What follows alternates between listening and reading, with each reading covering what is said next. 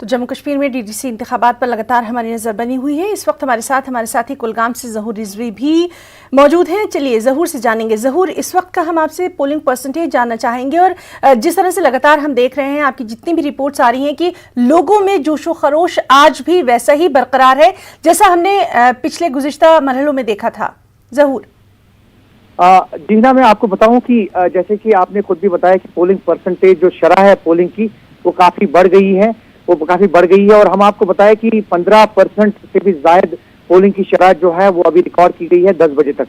اس کا مطلب ہے اگر آپ 2 بجے کی بات کریں گے تو یہ شرح جو ہے بہت ہی اوپر جا سکتی ہے. اور اس کی خاصی وجہ یہ ہے کہ جو بلاک لیول کے جو انتخابات عمل میں لائے جا رہے ہیں، DDC انتخابات عمل میں لائے جا رہے ہیں، اس کی سب سے بڑی وجہ یہی ہے کہ لوگ جو ہیں اپنے بنیادی مسائل کو حل کرنے کے لیے کوشاں ہیں، اور ان کو یہ لگتا ہے کہ جو DDC امیدوار ہیں، سرپنچ پنچ جو ہیں، ان کے نمائندے جو ہیں وہ ان کے بنیادی مسائل حل کر سکتے ہیں.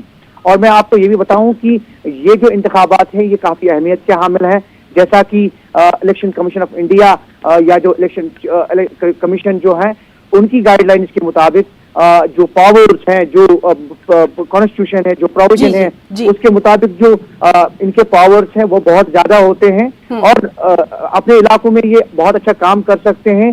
جو بھی نمائندے تو بہرحال لوگ اپنے گھروں سے نکل رہے ہیں، موسم اتنا شدید سردی ہے وہاں پر، اس کے باوجود نکل رہے ہیں. یہی بات سیاست کو بھی کہیں نہ کہیں گرما رہی ہے. بہت بہت شکریہ ظہور آپ کا تمام تر جانکاری کے لیے. ناظرین، گاندربل میں چھٹے مرحلے کے تحت ووٹ ڈالے جا رہے ہیں، وہاں پر کیا کچھ حالات رہے اس کا جائزہ لیا. وہاں موجود ہمارے نمائندے جاوید بٹ نے.